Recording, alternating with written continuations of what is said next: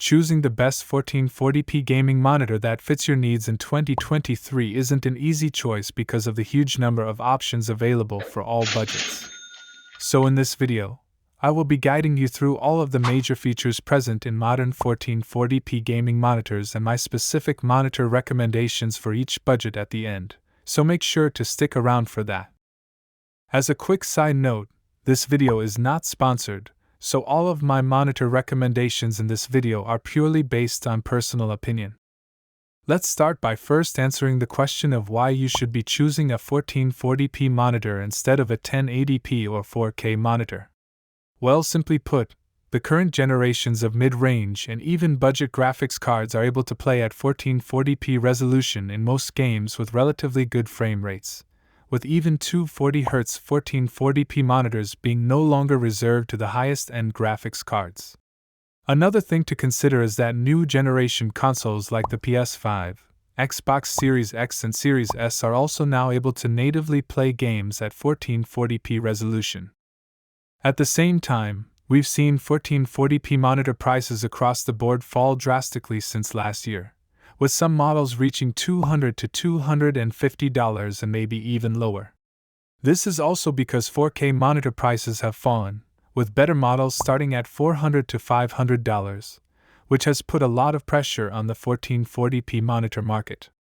For those that have more money to spend, there are a variety of new OLED 1440p gaming monitors, both in ultra-wide and widescreen aspect ratios. Some of these OLED monitors have refresh rates up to 240 Hz, amazing colors, and great contrast, with prices starting at $900. But first, let's briefly go over the key specifications that you need to know before choosing the best 1440p monitor for you in 2023. At this resolution, there are three main aspect ratios. These are widescreen, which is 16 pixels in width for every 9 pixels in height or 16 by 9, ultrawide, which is 21 by 9, and super ultrawide, which is 32 by 9. Something to know is that consoles only support 16 by 9 or widescreen aspect ratios, so ultrawides and super ultrawides are for PCs only. Then we have the refresh rate, which is the maximum amount of frames that your monitor can display per second, and the refresh rate is listed in Hz. Usually, most gaming monitors should start at a refresh rate of 120 to 144 Hz and go up to 240 Hz and beyond. To reach those frame rates, you still need a capable GPU to push all of those frames. Consoles, on the other hand, only support monitors up to 120 Hz, so keep that in mind. Another very important factor is response time. Response time is usually measured by changing a pixel's color from gray to gray, so the time it takes for an individual pixel to change from one shade of gray to another. Most monitors have at least around 5 to 4 milliseconds of gray to gray response time, but these slower speeds cause a blurry image that may be noticeable and annoying to see. Usually, a 2 to 3 millisecond gray to gray response time is preferred, with a 1 millisecond gray to gray response time being even better, with noticeably less motion blur. Next up, we have the contrast ratio, an essential part of a monitor's feature set, which is the ratio between the luminance of the brightest white and the darkest black that a monitor can produce. This means that the higher the contrast ratio, the better the contrast, which in turn provides a better-looking image. Alongside the contrast ratio, the monitor's color gamut plays a critical role in providing a vibrant and lively image to the user, which drastically improves the user experience. In short, there are multiple color gamuts with different color spaces, and the monitor has to try to fulfill each color gamut as much as possible. For example, the color gamut on your desktop device, your browser, and YouTube is the sRGB color gamut. Meanwhile, professional color grading applications use the DCI-P3 or Adobe RGB color gamut, which provides more vibrant colors than sRGB. DCI-P3 provides more vibrant shades of yellow and red, while Adobe RGB has more vibrant shades of green and blue. Here's a quick representation. Some of you might also be asking about the monitor's input lag or latency, which is the amount of time it takes for your monitor to display the most up-to-date signal that comes from your computer. But the short answer to that is that it doesn't really matter in most cases, unless you are an esports gamer, since most modern monitors have a minimal amount of input latency. But more on that later. Now, let's talk about the monitor's panel type. There are 4 panels that are commonly found and are still in production. These are IPS, VA, Mini LED, and OLED. But there's also TN, which is the oldest and cheapest panel technology on the market and is usually found in low-end monitors or old TVs. TN stands for Twisted Pneumatic, and it is an LCD-based panel that has poor colors, terrible viewing angles, and low contrast, but some esports gamers do use them because of their good response times. Then there's IPS, or in-plane switching, which is the most common for mid-range monitors. This panel provides good response times, a decent contrast ratio, great viewing angles, and in most cases, vibrant colors. VA panels are also popular, along with IPS monitors, but VA panels have much better contrast as well as higher brightness, good colors, decent viewing angles, and good response times. Pricing on VA and IPS panels is mostly the same, so it doesn't really matter which one you should get, it's mostly about personal preference. IPS, VA, and TN are all LCD-based panels that are backlit by LEDs, which is why you'll sometimes see these monitors listed as LED LCD monitors. But there are pricier and newer monitors that actually have mini LEDs, which are panels that use an array of multiple, much smaller lighting zones compared to a single, larger one. Mini LEDs can still be VA and IPS panels since this is a new type of backlight panel technology, which means that it combines with normal panels. In turn, mini LEDs provide more brightness, much better contrast, and better HDR performance.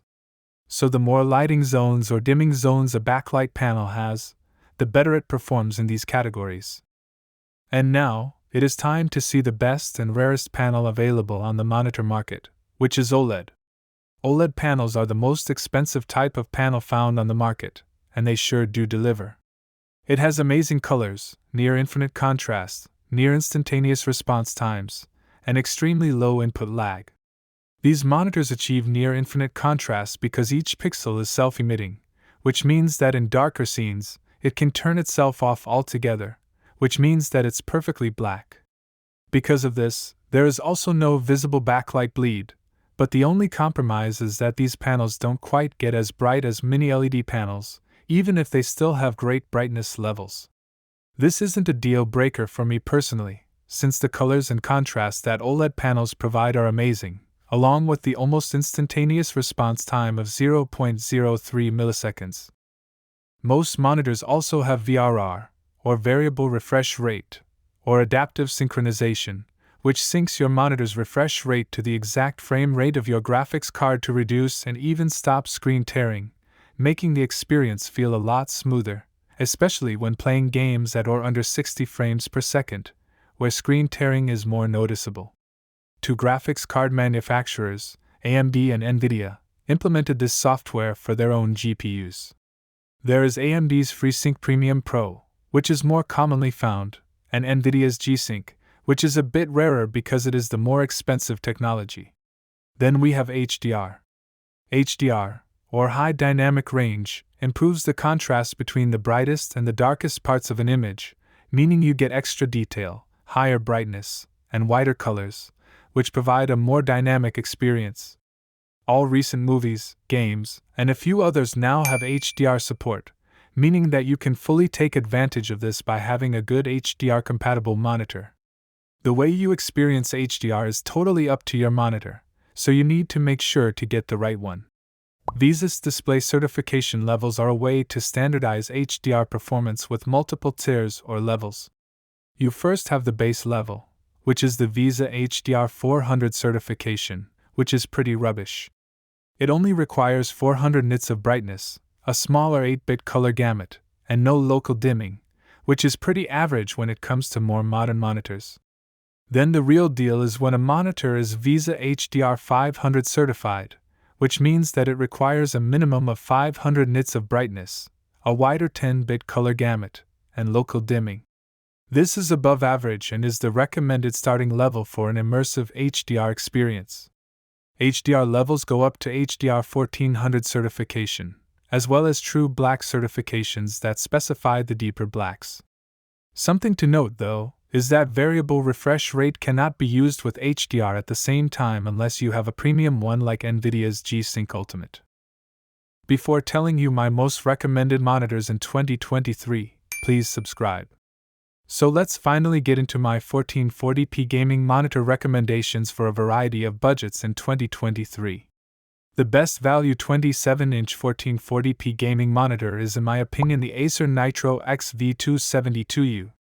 This monitor currently only costs $229 on Amazon and has FreeSync Premium Pro, 144Hz or up to 170Hz if overclocked, a 10-bit fast IPS panel, extremely low input lag, exceptional response times, 95% coverage of the DCI-P3 color gamut, 99% coverage of the sRGB color gamut, 89% coverage of the Adobe RGB color gamut, and a normal 1000:1 contrast ratio.